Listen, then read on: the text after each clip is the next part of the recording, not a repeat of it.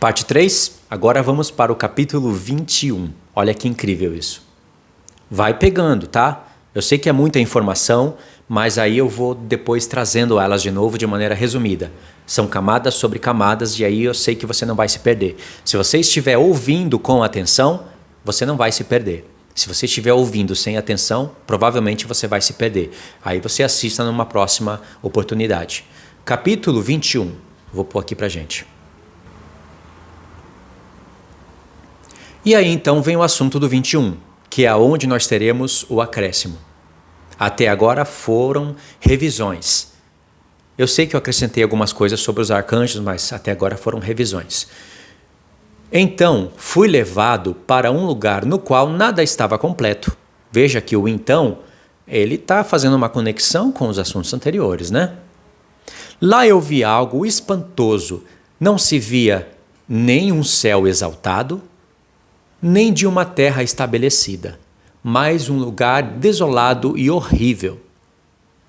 Lá também vi 7 estrelas do céu amarradas juntas, semelhantes a grandes montanhas e semelhante ao fogo fervente. Olha só para eu explicar essa parte, olha o problema que eu vou ter aqui. Aquelas estrelas errantes, que o mundo hoje chama de planeta. Eu exclamei: por que espécie de crime elas foram amarradas? E por que foram removidas do seu lugar? Então Uriel, um dos santos anjos que estava comigo, e o qual conduzia-me, respondeu: Enoque, por que perguntas? Por que arrasou-as consigo mesmo? E ansiosamente indagas? Estas são aquelas estrelas que transgrediram o mandamento do Altíssimo Deus. E estão aqui amarradas até o número infinito dos dias dos seus crimes seja completo. Quando ele fala aqui aquelas, cadê? Essas são aquelas. O anjo está falando para Enoque referente àquelas 7 estrelas que ele já tinha visto no início do livro e já tinha sido explicado para ele. Ele vê de novo e o Senhor quer que ele veja para que a gente receba a revelação aqui. Essa revelação é para um tempo determinado que é o nosso. Eu vou explicar. Verso 7. Dali eu passei depois para um outro lugar terrível, onde eu via a operação, olha só a palavra, eu via a operação de um grande fogo flamejante e resplandecente, no meio do qual havia uma divisão. Veja só, a operação de um grande fogo flamejante e resplandecente, no meio do qual havia uma divisão. Olha como essa chama se dividiu. Colunas de fogo lutando juntas para o fim do abismo, e profunda era a sua descida. Isso daqui é um dos textos-chave. Mas sua medida e magnitude eu não fui capaz de descobrir, nem pude perceber a sua origem. Está vendo essa parte aqui? Essa revelação não pertencia a Enoque, pertencia a nós. Mas Enoque foi aquele que foi usado para nos transmitir a revelação que não foi dada a ele. Porque é no final da 7ª semana que nós teríamos o conhecimento sétuplo, o esclarecimento de toda a criação de Deus, como diz nas 10 semanas de Enoque. Então exclamei: quão terrível é este lugar e quão difícil explorá-lo. Uriel, um dos santos anjos que estava comigo, respondeu e disse: Enoque, por que estás alarmado e maravilhado com este terrível lugar, à vista deste lugar de sofrimento? Isto, disse ele, é a prisão dos anjos, e aqui eles serão mantidos para sempre. Agora eu vou para a explicação. Veja, prisão dos anjos. Vou começar de trás para frente, para eu me lembrar. Prisão dos anjos. Nós sabemos que é o Tártaro. A palavra Tártaro aparece uma só vez na Bíblia, no livro de Pedro. É a prisão dos anjos. Fica no abismo. O abismo, o Sheol, fica debaixo da terra. E lá nós temos compartimentos. Nós temos o lugar onde estão as almas dos santos que haverão de ressuscitar, que estão em descanso. e as almas dos que estão em sofrimentos e que haverão de ressuscitar, mas só depois de 1000 anos, para um julgamento, para ser decidido, conforme as obras escritas nos livros das obras, se eles serão absolvidos ou condenados. Veja a evolução do julgamento, a evolução da visão de um reino de juízo, porque tem pessoas que não conhecem absolutamente nada disso que nós estamos falando. Ainda, na maioria das igrejas é pregado que se você não aceitar Jesus, você vai para o inferno e acabou. Essa é a única mensagem que eles têm. Eles não conhecem trono de Cristo e grande trono branco corretamente.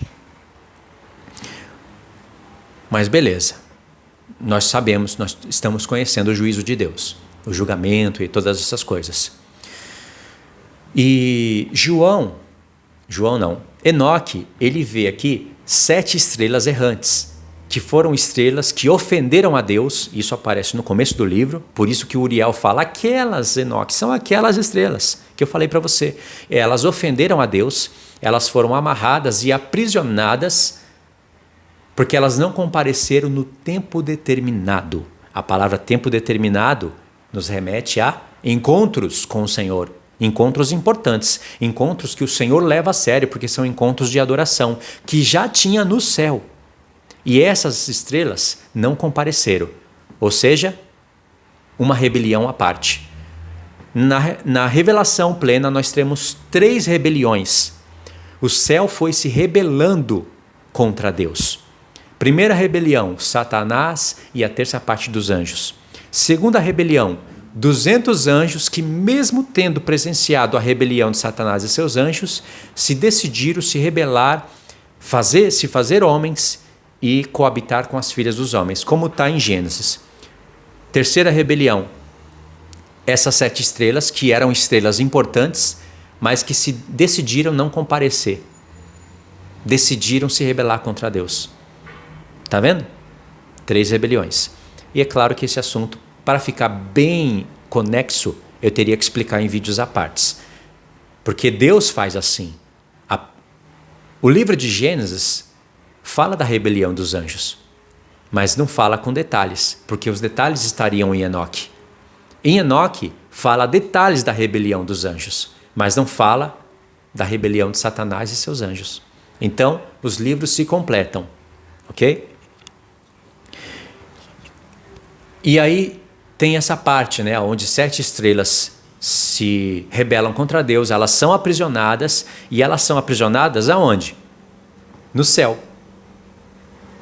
O que nós estamos vendo e que o mundo chama de planetas e colocou nomes de deuses, Júpiter, Saturno, essas coisas todas, não é nada disso. Não é o Sol que está no centro, não é a Terra que fica girando em torno de si mesma e girando em torno do Sol. Isso não são estrelas aí vagueando pela Terra sem sentido algum. Na palavra de Deus nós temos a explicação para todas essas coisas. São estrelas errantes. Alguns dos anjos de Deus, ele quis aprisionar debaixo da terra. Outros, ele aprisionou no céu, que são 7, para ele deixar de exemplo. E outros, ele deixou como, não aprisionados, mas ele deixou como um reino formado. Satanás constituiu o seu reino. Tem anjos que estão do lado de Satanás, tiveram a sua chance de se arrepender e não se arrependeram, e hoje constitui o reino das trevas. E eles, a partir do segundo céu, governam sobre a terra. Mas o terceiro céu governa sobre o segundo e sobre o primeiro. Significa que Deus estabeleceu domínios. O terceiro céu governa sobre tudo. São 7 arcanjos com seus anjos que dominam sobre a terra. Eles têm a palavra final. Eles colocam o marco de limite, a linha vermelha. Se o céu determinar, colocar uma linha vermelha para Satanás e seus anjos, eles não podem ultrapassar. Mas como Deus está trabalhando, se revelando aos homens, provando os corações, então ele deixa Satanás e os seus anjos agirem. Provando, mostrando a sua sabedoria, ou seja, é um reino de consciência. Os homens têm poder de escolha, têm livre-arbítrio. Então os homens recebem as consequências dos seus atos. É o que eu posso explicar aqui até nesse momento. Então o segundo céu constitui também um reino. Satanás caiu do terceiro para o segundo, e dali ele tem um reino que preside sobre o primeiro céu, com as rédeas do terceiro céu. E no primeiro, debaixo do primeiro céu, nós temos o reino dos homens, onde tem príncipes, governadores, que são influenciados ou pelo Espírito de Deus ou pelo Espírito de Satanás. Na palavra de Deus nós temos governadores que foram influenciados por um momento pelo Espírito do Anticristo, mas Deus intervém e influencia esses homens. Por exemplo, o rei da Babilônia, o rei Dario, o rei Ciro, foram homens que foram influenciados pelo Espírito do Anticristo, mas Deus interviu. Então Deus, como ele é sábio, ele decide quando intervir e quando não. Entendeu? Ou seja, o terceiro céu domina. O segundo céu também tem o seu reino com limite. E debaixo do primeiro céu nós temos reinos estabelecidos. E o que o Senhor quer nos mostrar com tudo isso? Ele quer nos dar um esclarecimento completo de toda a sua criação. Ele quer levantar testemunhas que têm consciência de todas as coisas que acontecem. Ele quer selar os seus filhos para que a palavra de Deus fique marcada nos homens, para que eles não recebam a marca da besta. E aí nós temos esse vislumbre. Agora, prestou atenção no que nós lemos aqui? Nós lemos... Poxa, é até difícil, irmãos, contextualizar isso. É difícil mesmo. Nós lemos que tem um fogo flamejante e esse fogo, ele se dividiu em duas colunas. E essas duas colunas de fogo batalham entre si. Elas estão batalhando, lutando e foram lutando até o fim do abismo. Mas Deus não mostrou o porquê da origem e nem o fim. Percebe? Isso é para nós. Olha só. Lembra que eu falei para vocês do mistério da iniquidade e do mistério do evangelho, lutando um contra o outro? Eu mostrei que a origem desse grande conflito que Daniel fala em Daniel 10 começou no terceiro céu, veio para a terra e vai até o fim. Então você pode imaginar como um L.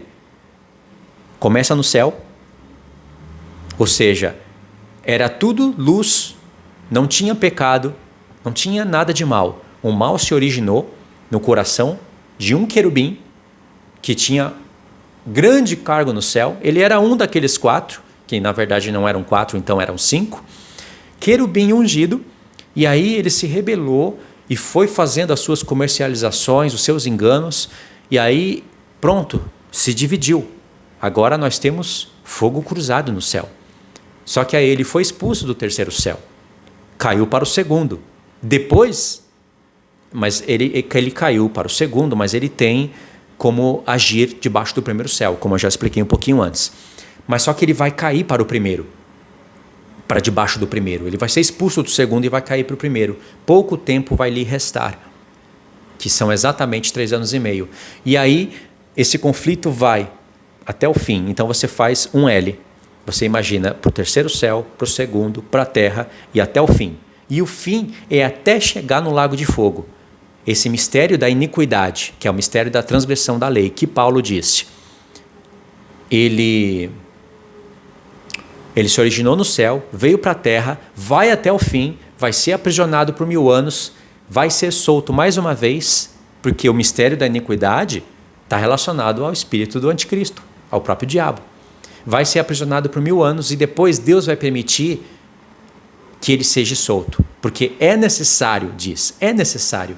Se todos foram postos à prova, por que as nações que vivem no milênio, num reino de paz, de justiça, que tiveram filhos nascidos no milênio, que estudaram a palavra de Deus, a história de todos os tempos, por que eles não serão provados? Então, eles serão provados também, para que no final de tudo haja um grande trono branco, tão grande e tão sublime esse momento que o céu e a terra vão desaparecer diante desse grande trono branco, outros tronos vão ser estabelecidos, livro da vida e o livro das obras serão abertos para haver um julgamento final e tudo ser lançado no lago de fogo. Agora, vamos contextualizar essa parte aqui no próximo vídeo, tá bom? Então vamos lá, eu acho que é o vídeo número 4.